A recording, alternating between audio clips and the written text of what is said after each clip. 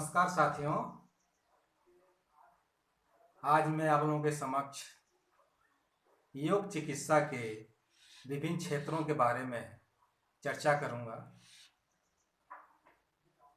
योग चिकित्सा किन किन क्षेत्रों में प्रयोग में लाई जा सकती है, किन क्षेत्रों में नहीं लाई जा सकती। ऐसी कई व्याधियां हैं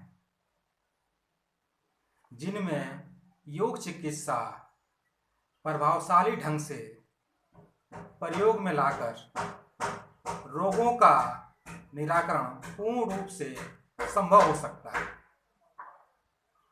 इसका पहला क्षेत्र है शारीरिक क्रियात्मक व्याधियां। जो रोग शारीरिक क्रियाओं के विकारों से उत्पन्न होते हैं, जैसे सर्दी, जुखाम, कब्ज, सिर दर्द, अपच, अम्लता इत्यादि, इनमें योग के विभिन्न संसाधनों को अपनाकर आसन, प्राणायाम, ध्यान द्वारा सारी क्रियाओं को सामान्य अवस्था में लाकर इनका उपचार करती है। योग चिकित्सा इस क्षेत्र में प्रयोग किया जा सकता है। दूसरा क्षेत्र है मानसिक व्याधियां। मन के विकारों से उत्पन्न व्याधियां मानसिक तनाव, अवसाद, क्रोध, ग्लानि, चंचलता आदि के प्रबंधन एवं उपचार के लिए प्रभावी ढंग से प्रयोग में ला सकते हैं। यम नियम का पालन आसन, प्राणायाम, ध्यान द्वारा इनका उपचार किया जा सकता है।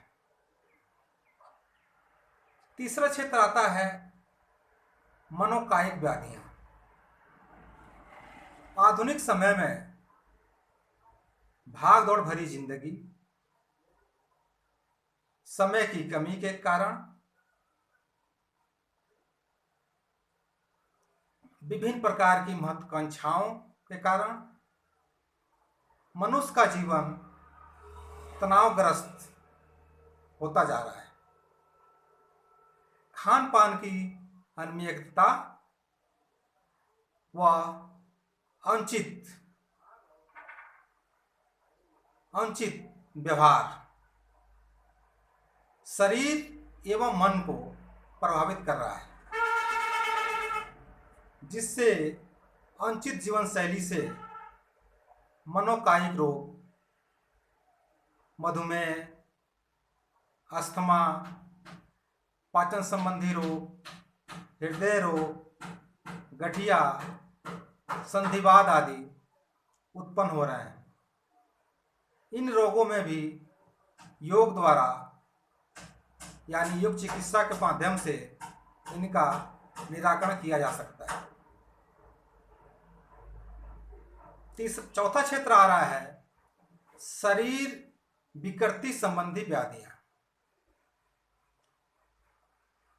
मनुष्य की अत्यधिक व्यवस्था यानी व्यस्त होना, श्रम संबंधी कार्य, बैठे रहने की कार्यशैली,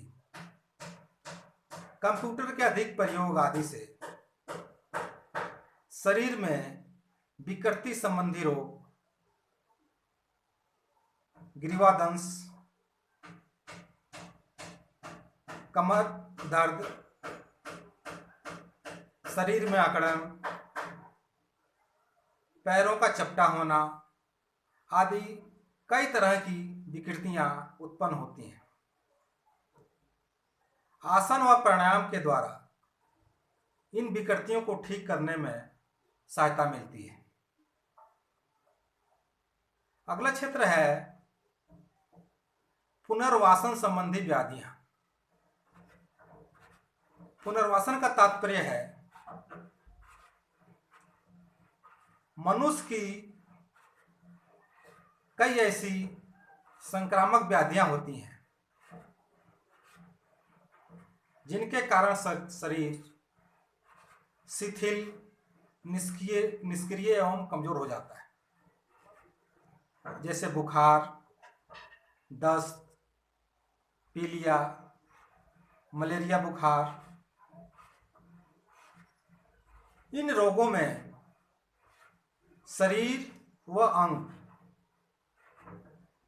निष्क्रिय हो जाते हैं, शरीर बिल्कुल कमजोर हो जाता है। जैसे बुखार आ गया तो बिल्कुल ताकत नहीं जाती है शरीर में। इनके निराकरण के लिए कुछ संसाधनों को अपनाकर शरीर को स्वस्थ बनाया जा सकता है। कुछ ऐसे क्षेत्र हैं जिन पर पूर्ण रूप से युक्त चिकित्सा प्रभावी नहीं है, जैसे वंशागत व्याधियां। वह व्याधियां जो माता पिता के जीन घटक के रूप में स्थानांतरित होती हैं। योग चिकित्सा से इनका प्रबंधन संभव है, लेकिन पूर्ण उपचार संभव नहीं है, क्योंकि माता पिता के स्वरूप को एवं रचनात्मक तौर पर बदला नहीं जा सकता। इसलिए इन क्षेत्र में योग चिकित्सा द्वारा उनकी वंशानुगत व्याधियों को प्रबंधन किया जा सकता है, लेकिन पूर्ण रूप से उपचार संभव नहीं है। चोट, दुर्घटना संबंधी व्याधियां, खेल कूद में चोट लग जाना, वाहन दुर्घटना, पेड़ से गिरना, हड्डी टूटना, मांस का फटना, इन व्याधियों में योग चिकित्सा प्रभावी नहीं होती। शल्य चिकित्सा, शरीर में कुछ ऐसी व्याधियां हैं जिनमें शल्य चिकित्सा अनिवार्य हो जाती है, जैसे गुर्दे की पथरी, पित्ताशय की पथरी, गर्भाशय की रसौली, प्रोस्टेट ग्रंथि का बढ़ना। इन रोगों में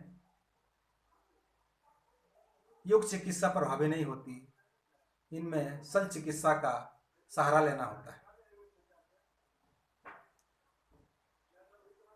अगला क्षेत्र है अभावजन्य व्याधियां।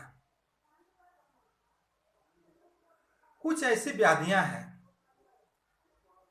जो आहार घटक एवं विटामिन की कमी से होती हैं, जैसे बेरी रोग, स्कर्वी रोग, रतौंधी रोग, घेंघा रोग। इन रोगों में आहार घटकों को संतुलित करके उचित मात्रा में आहार देना आवश्यक होता है। यह रोग विटामिन की कमी से होते हैं, इनमें आहार में विटामिन का होना आवश्यक हो जाता है। इनके उपचार के लिए पोषक आहार घटकों का एवं विटामिन का होना, प्राप्त होना अनिवार्य हो जाता है, आवश्यक होता है। योग चिकित्सा द्वारा इस पे पूर्ण रूप से प्रभावी नहीं होती है। ये थे योग चिकित्सा के प्रमुख क्षेत्र।